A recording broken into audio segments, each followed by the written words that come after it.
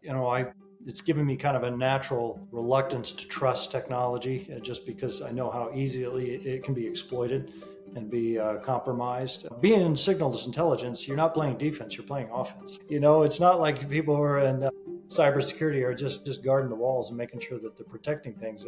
When you get to work in an environment where your job is to actually go and intercept and do things that I think would not be allowed anywhere else outside of the military or intelligence ecosystem.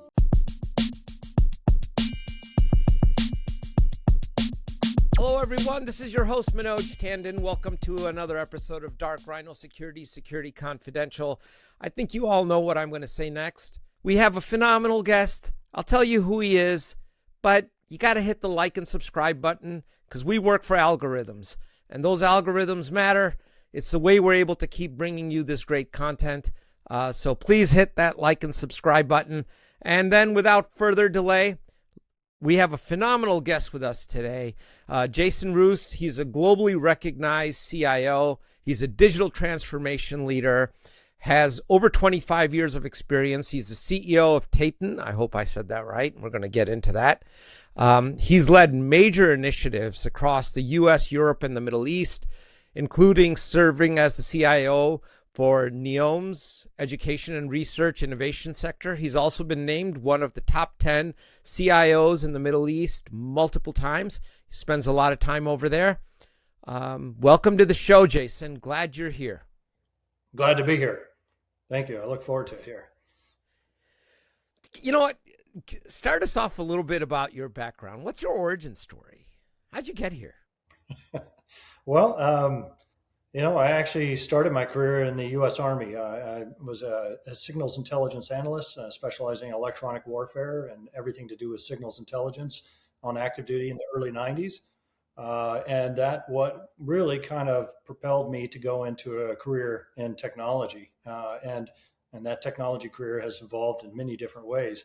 When I've got off of active duty, I moved to Houston, Texas. I ended up getting into just every aspect of IT, from writing code to writing software to managing networks to implementing, different operating systems, Unix systems, so forth, everything a company would need. And this was in kind of the early enterprise IT stages, where everything was just being thrown into the IT group, especially if you were in a small organization. But it gave me a really good, solid foundation on everything, just basic networking, TCP/IP, everything to do with just managing, movement of information and being able to secure it and so forth. So it eventually led to me getting into healthcare IT. I was hired on at Texas Children's Hospital, ended up going back into the Army, in the Army Reserve, just because this was after 9/11. And so as an Army Reserve officer, I was commissioned in the Medical Service Corps as kind of like a CIO for a combat support hospital. Did that for about 10 years, and then I got offered an opportunity to move to Abu Dhabi to work on the build of the Cleveland Clinic Abu Dhabi Hospital, where I was responsible for all infrastructure technology. And so I spent a couple of years helping design that infrastructure technology while that hospital was being built. And then I got an opportunity to go join Symantec at their headquarters in Mountain View, California. And I did various roles in Symantec for a little while, and then eventually I was stepped in to oversee their entire kind of e-commerce platform for the Norton antivirus. So when people went and bought it online and downloaded it, that entire kind of e-commerce platform I oversaw for a short time. But while I was there, I ended up getting contacted by Stanford University. They were building a new state-of-the-art hospital. And I ended up joining them and becoming their chief technology officer, vice president, chief technology officer for all of Stanford University's hospitals and clinics for a few years while I was, and during that time, I also served as in a reserve capacity advising the Army Surgeon General in Falls Church, Virginia on, cybersecurity in healthcare space. And eventually it led to me getting an opportunity to go back overseas and working in Saudi Arabia.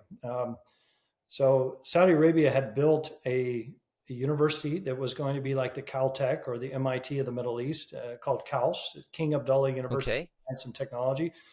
It opened its doors in 2009, and it had been built with state-of-the-art equipment. It was only a STEM university, and it didn't have any undergraduate students, only graduate students that were looking to do research in STEM fields, everything from computer science to material science to petroleum engineering, you name it, including a lot of healthcare, genomics research and so forth.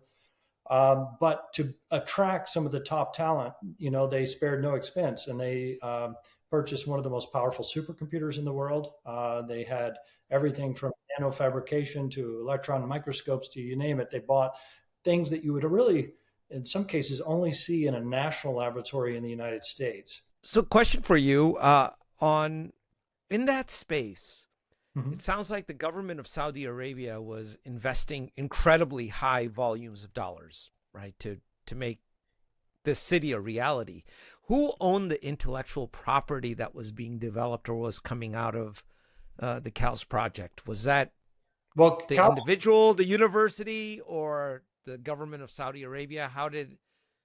Who owned the innovation, I guess? Well, CALS is a private university.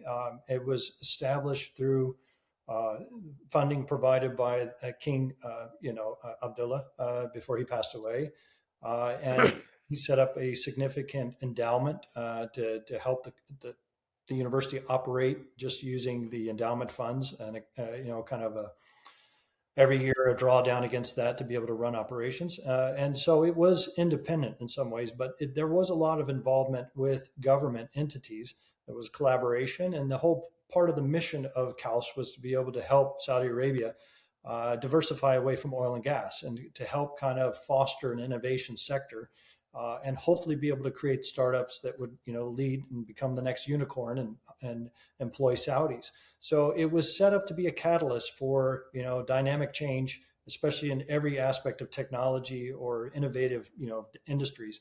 So again, it depends. And a lot of the basic funding of what we were doing at KAUST was funded by KAUST itself through its endowment. Okay. But if there were specific pilots that were of interest to the government, a lot of times they would help and provide funding to see what would come about and what would be discovered in those pilots. So it was a mix. It was depending on what project or what pilot they were interested in getting involved in.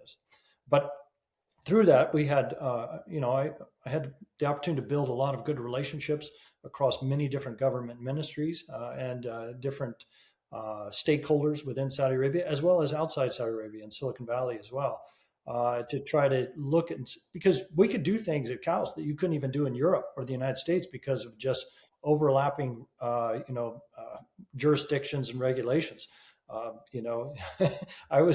That's amazing, because you would never think that. See, all of us in the United States, when we think of Saudi Arabia, we think about a very restrictive society in which it's not a place for all the endeavors that you are speaking of right now on this podcast, right? I would say Saudi Arabia is, first of all, in the last 10 years, has gone through just an evolution. I mean, monumental change in the way society functions, the way things are set up.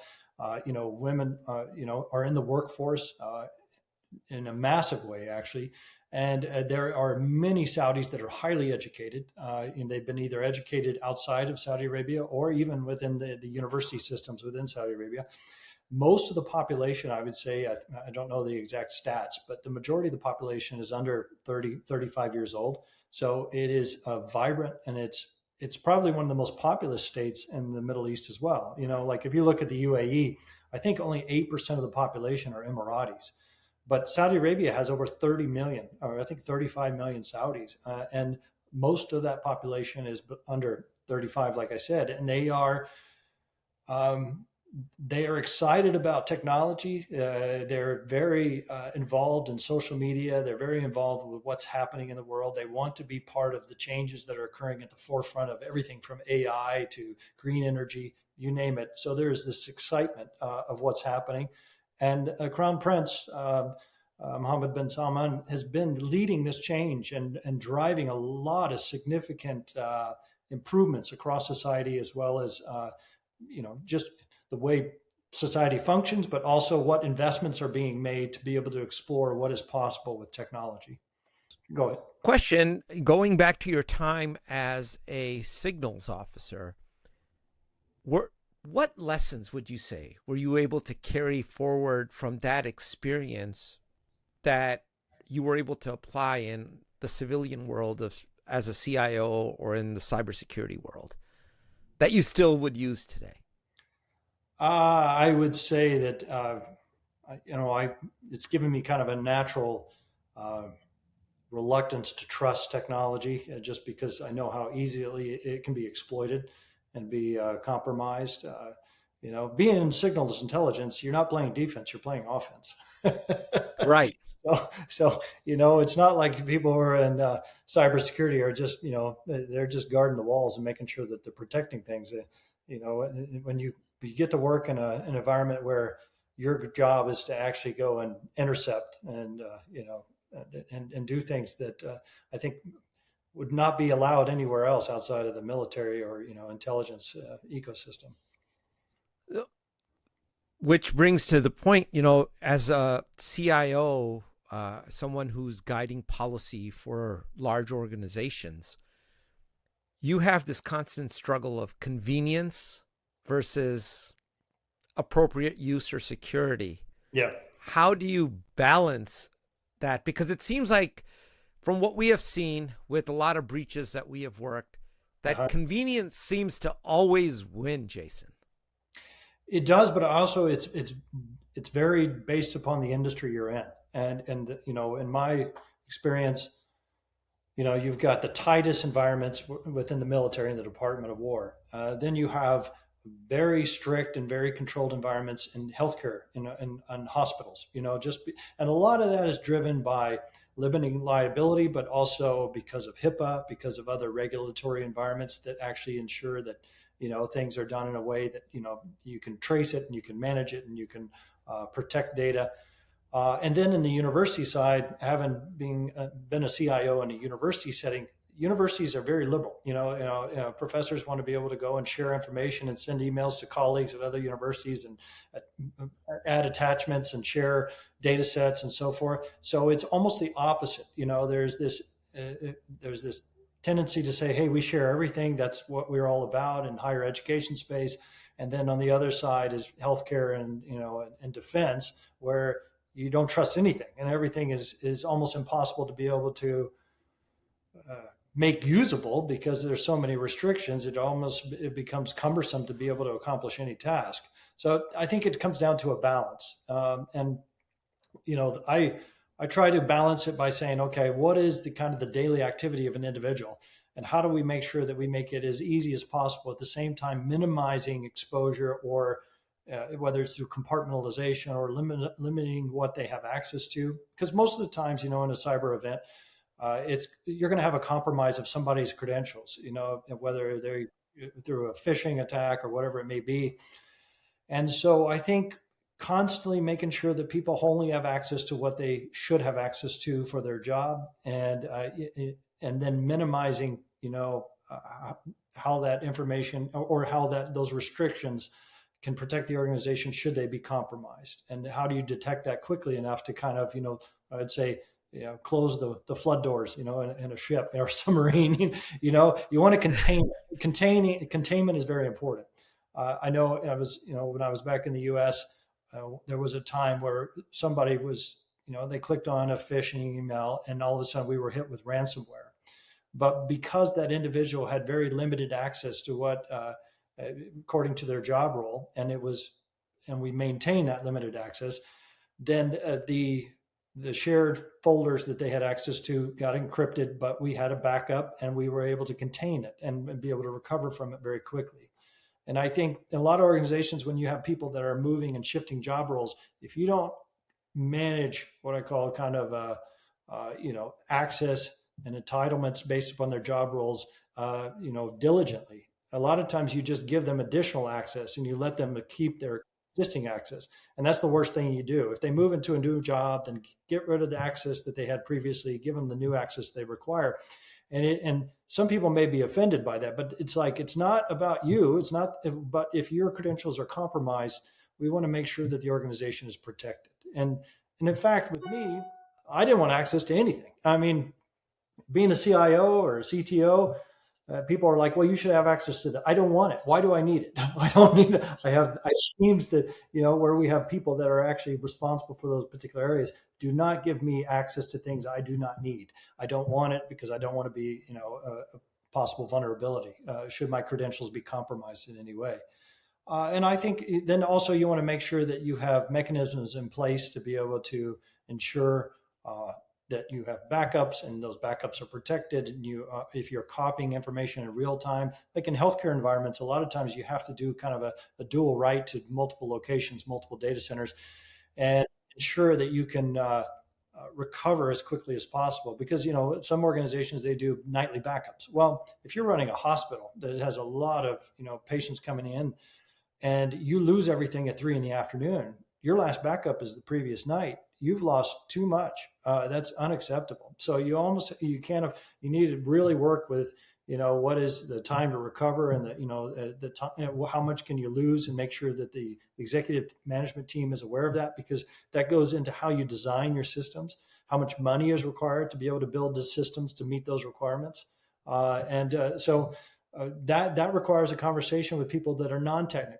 And they want to know, why are you spending so much money on our infrastructure? Well, you can't afford to lose more than about 15 minutes worth of work. So we have to build it in such a way that we can do this. So you have to have, IT leaders that can go articulate exactly why they need things to those that actually hold the purse strings. And that's very important, especially nowadays, because a lot of times people think, oh, I can go and buy that on my own and get it much cheaper. And it's like, well, what are you actually trying to buy? And are you getting the same level of capabilities that we're providing for you? So that transparency is very important. Absolutely. Couldn't agree with you more. And I'm glad you said all this, Yeah. because you said quite a few things there. And look, we have seen deprovisioning being one of the biggest gaps even to this day. Yeah. In a lot of institutions, people leave, or they change roles, they become contractors in the evening. Yeah. You should be able to change their access or Mm-hmm. deprovision them. And the number of ghost accounts, if you start go looking, Yeah. they're out there. Yeah, identity and access management is probably the most important thing you do. Just to not score an own goal. I mean, I mean, there are things you can do that I call basic cyber hygiene, and I think that those are important. And you have those things that apply to any organization, and then on top of that, you have regulatory requirements depending on what industry you're in or what information you're working on for who is the actual funder of that information. So, for instance, if you're working in a university setting, if you are doing work on behalf of a government entity or a government agency, then you're going to have different levels of security and credentialing required for that particular project. And how do you actually compartmentalize that project so it's not available to everybody else in the university? You're going to have a different level of scrutiny of individuals that are actually allowed to have access to that environment. And so as a university, you have to account for all those different places. And then, of course, hospitals, if you have an academic medical center, I remember at Stanford, a lot of the physicians, since they were at Stanford Medical School, but they would also come over into Stanford Hospital to treat patients. They had a different level of security on their computers that were in their offices in the medical school. But when they came over into the hospital, they couldn't use USB drives. They couldn't do really anything because the images were very locked down to protect patient data, and to make sure they only had access to electronic medical record systems, and email was limited because you couldn't put attachments in there. We had systems in place to make sure that they couldn't email patient data without going through some type of secure channel to do so. And so a lot of them were frustrated in the hospital setting. And so they would go back into the university setting, and they would have kind of a much freer reign to do what they wanted to do on their university computers. But it was a different environment. It was a different set of regulations. And we were limiting liability because, the hospital and the clinics side of it was a separate legal entity that had a whole set of rules that we had to follow different from the university. So Makes complete sense. And what you're describing is very good discipline, hygiene, and governance. yes, Right, all three of them, essentially. yeah, Um, it's it's rare to find them effectively executed. A lot of times, and I think it comes from what you said. When you're describing the problem to those who own the purse strings, yeah. if you can't present the risk in a formulation that makes sense to their operational reality, Hmm. then the chances of you getting the necessary resources, whether they be financial, human, or otherwise, Yeah.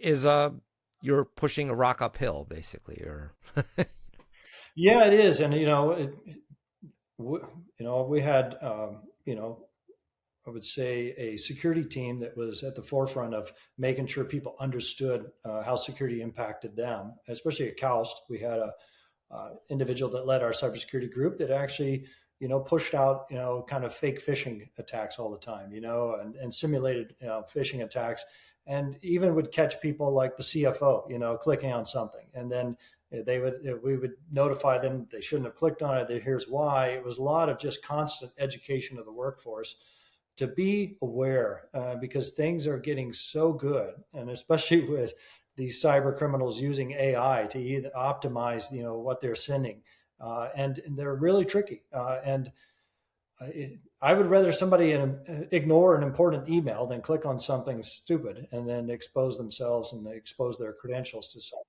So, you're not going to override human nature. I mean, that is the weakest link in the chain. yeah, Uh, and But you can minimize it for sure. So yeah, you can. Yeah. you've led these digital transformation initiatives across continents. Are people more accepting in Europe and the Middle East of compliance rules, operational hierarchies versus the United States? Or what's your experience been like? Is it easier to lead these transformations stateside or over there across the pond? Um, I mean, I don't want to generalize across the entire, country, but Sure. I would say, uh, in Silicon Valley, there's probably more of this, move fast and break things type mentality, and probably they're not into, making sure that you're checking all the blocks when it comes to government regulation and so forth. Especially in the small startups, they're just trying to move quick, make things and make it work, and But in Saudi Arabia, at least at Calst, there was this understanding that there was a new regulatory environment that was being built while I was there, and so during the time that I was at Calst, there was an organization called the National Cybersecurity Authority, which was a government Okay. entity that was stood up while I was there. There was, and then you also had another organization called Sadaya, which is kind of the Saudi, it was an organization that looked at how you do data security and artificial intelligence, how you protect data and so forth. And it had numerous kind of, I would say, guidelines and regulations that were being spun out from that around data privacy, around data governance, and so forth. And so all of these, if depending on your organization size and what industry you were in, you were going to fall under that particular framework, and you needed to make sure you complied with it. And so a lot of things that I inherited at Kaus were built long before any of these regulations were there. So a lot of it was based on best practices, like again, it's NIST frameworks in the United States. Sure. Europe had come up with GDPR, and it was like, well, it's not really applicable to Saudi Arabia, but we had a lot of European students, and we didn't know how that would apply to us. We also hosted a lot of our cloud computing capabilities in Europe, and whether it was in IBM or Azure nodes within Europe, to be able to provide the Middle East, until the Middle East had their own capabilities to ensure data sovereignty and data residency. So we were like, well, how do these apply to us? We don't fall under the jurisdiction of Europe, but we do want to follow best practices the best we can. So we were building on the fly kind of the things we want to pay attention to, so that we show that we are at least good caretakers of information, and we were doing the best that we can to protect people's privacy. But at the same time, we were working against a backdrop in which regulations were being rolled out all the time in Saudi Arabia. So they understood the importance of protecting information. And I think the catalyst for that was, I think it was in 2013 or 2014, there was a big cyber attack on Saudi Aramco by Iran. Yes. By Iran. And I think it was Shamoon. That was the name of the virus, whatever that was.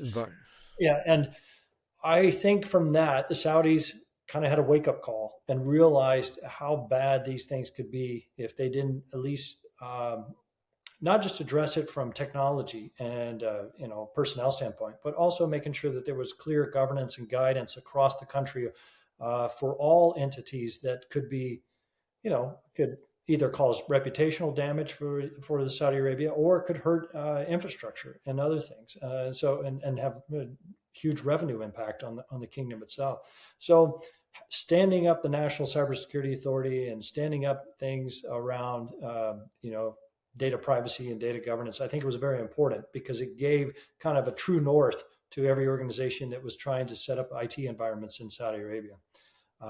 In some ways, I think it's a little bit more heavy reliant on just checking the block, making sure you've done things. When you go through it, I give you an example was that a lot of the policies that we had at Calst around cybersecurity were signed by me, and we had them in place. But we had an audit from the National Cybersecurity Authority, and they said, "Well, you don't have any policies." And we said, "Yes, we do. Here they are." And they go, "Well, if it's not signed by the president, it's as if you do not have that policy." Okay. And so we were like, and it wasn't like, "Oh, I'll give you 50% credit for it." It was like all or nothing, So we had to go back and make sure all those policies were put forth and signed by the president to even get credit for those. And so in some cases, a lot of it is just checking administratively what you've put in place.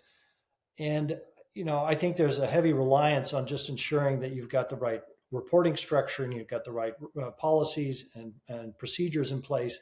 But there needs to be, more to be done to make sure that you can really comfortably say that you have an ideal security posture. And I think in some organizations, they may just check the block saying, "Oh, we're compliant and we're good to go." But it really comes down to how do you manage it on a regular basis? How are you implementing it? How are you ensuring security beyond just the compliance side of things? And I think this is where some people can get kind of a sense of comfort or, that, we've checked all the blocks, so we're good to go. It's not always the case. No. So is this what led your involvement to GaiaX and also TAITAN? I would love to hear about that. Tell us a little bit about what you're doing with your own company. Well, so for last year, I actually joined NEOM, a big, huge project in the northwest corner of Saudi Arabia, up near Jordan, close to the Gulf of Aqaba, where, they were building this futuristic city and really kind of redefining what urban living is all about. Everything from power generation to, smart cities, smart city infrastructure. And it had multiple sectors that were going to make up that entire kind of new futuristic city space. One of those was education, research, and innovation, which they were going to launch a university, NEOM University. It included the K kind of early childhood through 12 school systems that were going to support all the families that had kids in that region. It also included research institutes that were going to be established there and attracting investment to be able to do kind of cutting edge research and hire Saudis into that field. And so that entire sector, I was the CIO for that sector for about a year. While I was there, I also was awarded what they call Saudi premium residency because I had been in the kingdom almost 10 years. Saudi Arabia awarded me essentially like a green card, which meant that I could retire, I could invest, I could do whatever I wanted in Saudi Arabia as if I was a Saudi. And I could eventually become a Saudi if I want to after 5 years, but that kind of freed me up because prior to that, I had to have an employer sponsor my visa. But once I had that, I didn't need a visa anymore. I could come and go and do what I needed to do in Saudi Arabia. it gave me an opportunity to kind of explore. And this company was started a couple of years ago. It's called TAITAN Global. We go by TAITAN, TAITAN, and it is set up to be. I've taken the role of CEO, and we see an opportunity here, given on the heels of MBS's visit to the White House last fall, and Trump's visit to Saudi Arabia last spring, and the kind of closer alignment and the real close partnership between the United States and Saudi Arabia to help facilitate entry into Saudi Arabia by innovative U.S. companies, and then innovative Saudi companies that want to go into the United States or get into Silicon Valley. We can help there as well. So we are a company that serves as an agent of organizations that want to go, and we want to foster that innovation and collaboration pipeline between the two countries. And we've been focused heavily on AI because there is a huge investment by Saudi Arabia to be a world leader in AI. They launched a company called Humane about a year ago. And ideally, they want it to be more valuable than Saudi Aramco eventually, and a lot of investments that have been shifted have been in the realm of AI, whether it's building out data centers, or building out, purchasing, NVIDIA chips to be able to support building out large AI systems. And Saudi Arabia wants to be at the forefront of that. So we are. And does Saudi Arabia have the electrical infrastructure to do this? I mean, we're struggling with it in the United States. So Saudi Arabia has a very robust infrastructure.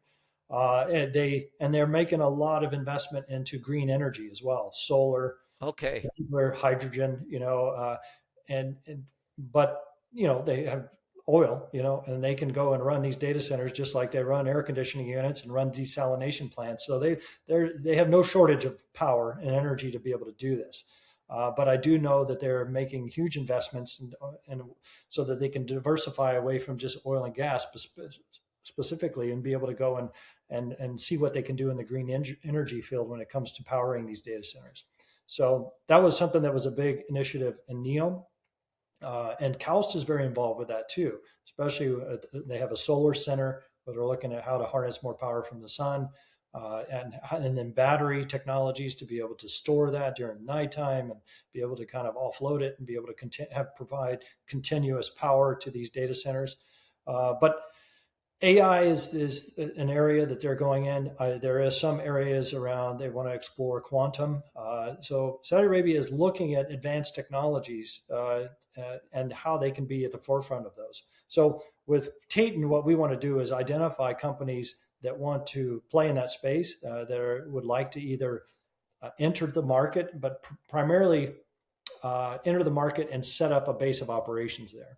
It's not so much about bringing products to sell into Saudi Arabia, but it's about bringing companies that want to set up a presence. If it's manufacturing, setting up a manufacturing facility. If it's a software development shop, setting up a shop where they can employ Saudis to do the software development. And because Saudi Arabia is looking for organizations that want to have kind of skin in the game and have a stake in the future of Saudi Arabia, not just buy products from them.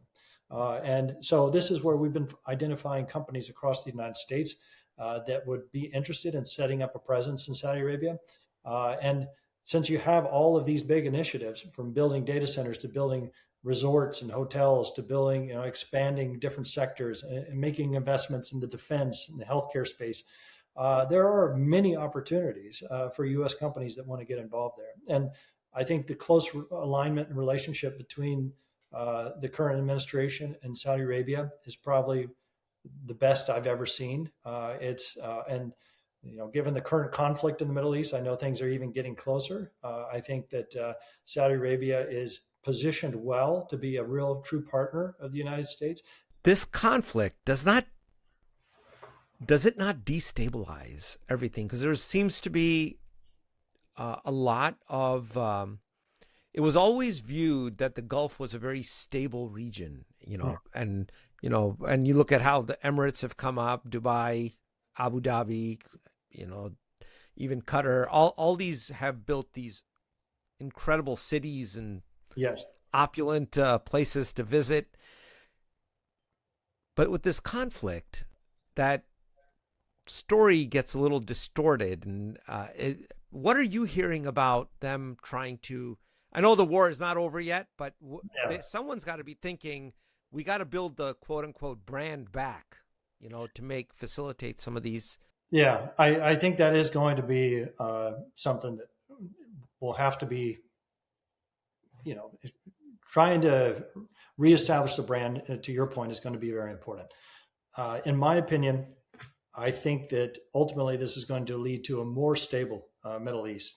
I've been being in Saudi Arabia for the last 10 years. I mean, I would drive because the university I was working at was about an hour's drive north of Jeddah. And so I would drive into Jeddah frequently. And when I would drive into Jeddah, a lot of times I would drive past the airport there. You'd see Patriot missile batteries right next to the airport because of the Houthis were constantly launching rockets into Saudi Arabia. And this has been going on for the last decade.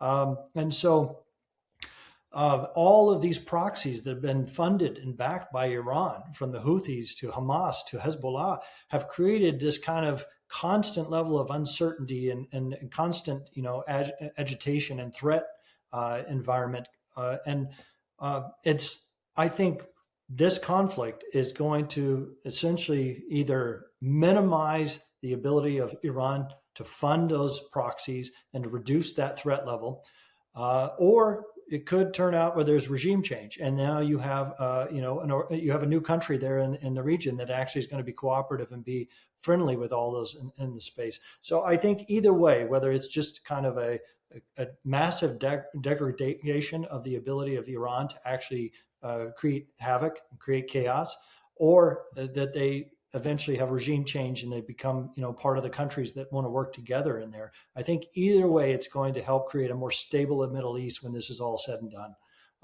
Because I think that constant threat's been going on for decades, and that will be, minimized or eliminated altogether following this. We're all hoping this comes to an end here rather quickly. Yeah, I'm hopeful. Sure. It will. I know it's probably going to have more pain early on, and then hopefully it will subside. But I think in regards to what Saudi Arabia is doing, this is not derailing in any way their Vision 2030 and what they're trying to achieve. In fact, I think it's probably going to be more beneficial for U.S. companies to engage, because you're going to have a lot of people that are spooked.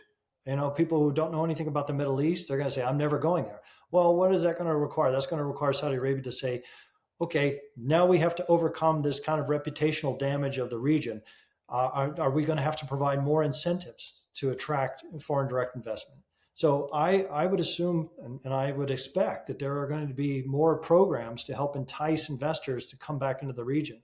And so knowing that I fully believe things are going to become more stable, but at the same time, there's going to be more opportunity for U.S. companies to get into Saudi Arabia over the next few years. And so that's why I think, right now, yeah, of course, everybody's scared, but I think it's going to create more opportunity. Right. I mean, AI, we saw Amazon's data center get bombed in the region. Yeah. That was in Bahrain, yeah. In Bahrain. Yeah. They are, I can't see someone like Amazon just stopping their investment altogether in a place like that, because if Saudi Arabia is continuing forward this project, it's essentially, you want to be a part of that wealth creation that's going to take place. Yeah. And, in the short term, you've got higher oil prices, which is better for the Saudi budget, because, they're projecting what they need to invest to change the country for Vision 2030 based upon certain expectations in the oil markets. This will give them a boost in the short term. I think in the long term, though, assuming that Iran, there's a regime change and it comes into be part of the rest of the world, I think with Iran's oil, if it were to come on the market and not be sanctioned, the same with Venezuela, I think over time you're going to have a significant drop in oil prices, but that's probably going to be further down the road. And I think that is just even more pressure on the Saudis to actually entice and put together incentive programs to help get other industries in Saudi Arabia as quickly as possible, to help diversify away from oil and gas. It will be early on, it'll be a nice spike and a little bit of extra money, but I think they still have to plan for the long term when oil prices are really going to drop significantly. And because of that, you're going to have more opportunity to be able to step in and help diversify away from oil and gas in the kingdom. Is there any particular sector of AI that you see leading the pathway in the Middle East? Well, I think every industry can benefit from AI, whether it's, uh, especially like healthcare. Healthcare is huge. Precision medicine, genomics research. AI is going to be game changing. And Saudi has always had a very advanced medical infrastructure.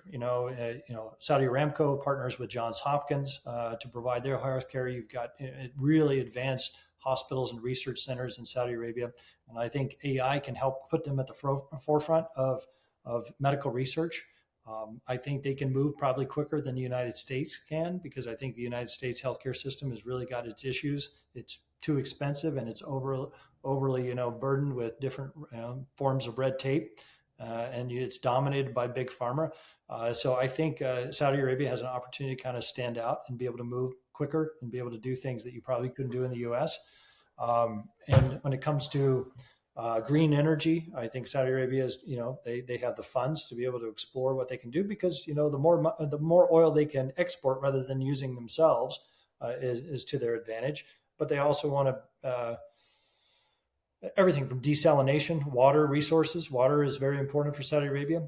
Almost all of their water comes from desalination plants. So different forms of technology and using AI to figure out how to actually purify water better, I think is going to be an area that Saudi Arabia can lead in.